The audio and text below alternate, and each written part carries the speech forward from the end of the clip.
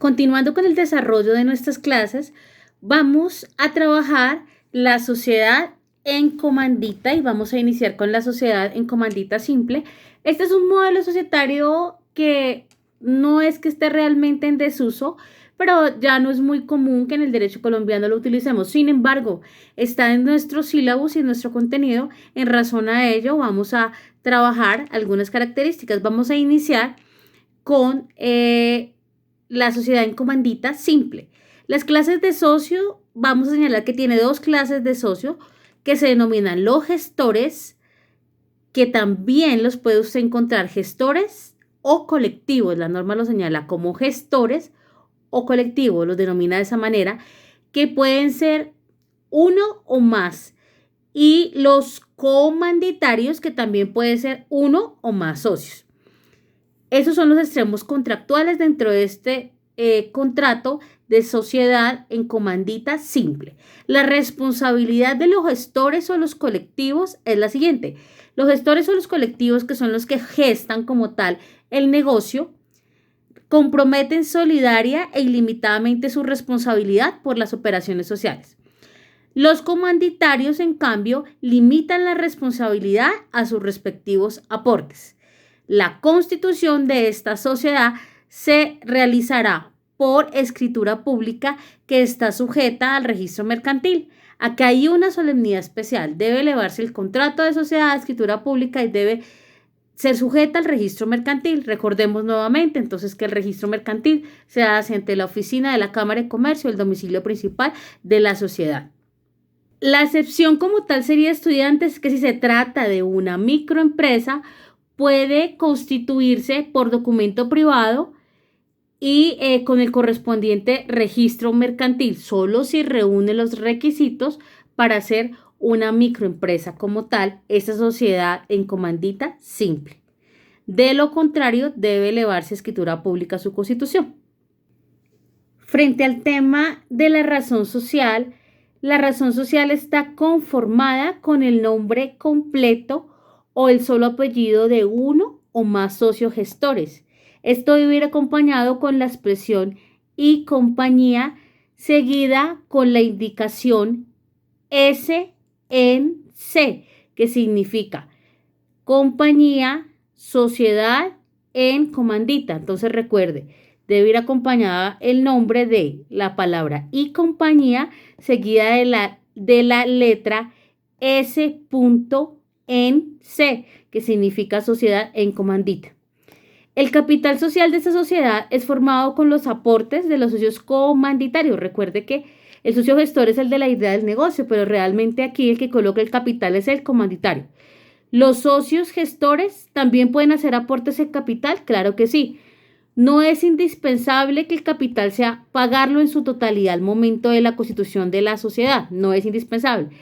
En todo caso, siempre debe estipularse en qué época y nuevamente los plazos en los cuales se va a terminar de pagar ese capital inicial y la parte que hace falta correspondiente. Aquí también puede que desde el comienzo el socio no pague el 100% del capital y se le tenga que dar un plazo para pagar ese capital, pero lo que usted debe tener en cuenta al momento de redactar los estatutos y elaborar el contrato como abogado es que el plazo debe ser cierto y determinado, debe haber una fecha fecha, época, mes y año y forma de cómo se va a cancelar ese aporte para que si el socio más adelante incumple, como ustedes ya lo saben, si el socio incumple ese aporte de ese capital inicial, yo tenga como dentro de la sociedad constituirlo como un socio incumplido. Pero para ello, pues yo tengo que dejar la obligación clara, expresa y exigible de pagar el capital. Y tengo que señalar entonces en los estatutos y en el contrato cuándo se va a cancelar ese excedente del capital. Cualquier modificación del capital social de esa sociedad en comandita simple se hace con la reforma estatutaria correspondiente. ¿Cuáles son los derechos de los socios en esta sociedad? Los gestores, esos derechos que tienen o esas cuotas de acciones se denominan partes de interés. Los gestores tienen partes de interés y los comanditarios tienen cuotas. Entonces recuerde, gestores, partes de interés, comanditarios se le denomina cuotas. ¿Qué se hace entonces para hacer la cesión de ese interés social por parte de los socios gestores. Se requiere para hacer la sesión inicialmente la reforma estatutaria, que ella debe ser aprobada efectivamente por la Junta de Socios con el voto unánime, tanto de los gestores como de los comanditarios. Porque hay una sesión, recuerde que una sesión de cuotas es una decisión de fondo. Por tanto, en esta decisión de sociedad en comandita simple se requiere la unanimidad, ¿cierto? La sesión de cuotas de esos comanditarios debe ser aprobada por la Junta de Socios, entonces, recuerde, con la unanimidad. Los órganos sociales. ¿Qué diremos entonces de los órganos sociales? La dirección de esta sociedad estará a cargo de la Junta de Socios, ¿cierto?, que es el máximo órgano dentro de la sociedad en comandita, y la administración y la representación legal estará a cargo de los socios gestores. La representación legal está a cargo de los gestores, ¿cierto? Y la dirección de la sociedad está a cargo de la Junta de Socios. Decisiones, ¿cuáles son las decisiones que puede tomar esta administración? Solamente pueden ser tomadas por los socios gestores con el voto favorable y la mayoría unánime. Como estamos hablando de los órganos de administración, vamos a señalar cómo está integrada la Junta de Socios. Y está integrada tanto por los socios gestores como por los socios comanditarios. ¿Cómo entonces se vota, se ejerce el derecho al voto en esta sociedad en comandita simple? Cada gestor entonces tiene un voto, ¿cierto? Y los comanditarios tendrán tantos votos cuantas cuotas posean, ¿cierto? Los comanditarios votan de acuerdo a las cuotas, al número de cuotas que posean, y el gestor tiene derecho a un voto, ¿cierto? El quórum, hay un quórum ahí la norma del Código del Comercio nos habla del quórum deliberativo. Y el quórum deliberativo acerca que esa Junta de Socios delibera válidamente en reuniones ordinarias y extraordinarias, que no vamos a entrar a explicarlas porque ustedes ya conocen la definición y la diferencia de unas y otras, con la asistencia de personal o representado de todos los socios gestores y con el número plural de los comanditarios o las personas que representen a los comanditarios. Por lo menos esos comanditarios deben estar la mitad más una de las cuotas en las que esté dividido ese capital. ¿Cómo se adoptan las decisiones? Primero hay que revisar los estatutos o lo que consagre la norma acerca de las mayorías superiores. Las decisiones se adoptan con el voto favorable de la mayoría de los socios gestores, más el voto favorable del número plural de los comanditarios. Pero tenga en cuenta siempre revisar los estatutos. Las reformas estatutarias.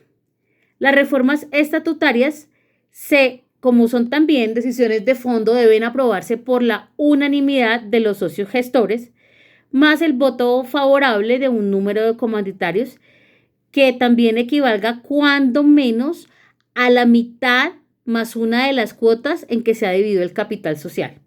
Y una vez aprobada esa reforma estatutaria, se eleva a su escritura pública, ¿cierto? Y se hace el registro correspondiente. Entonces, frente a ellos, apreciados estudiantes, vamos a enunciar los artículos que debemos leer de nuestro Código de Comercio colombiano para hacer énfasis en algunos ítems que artículos deben tener puntualmente en cuenta.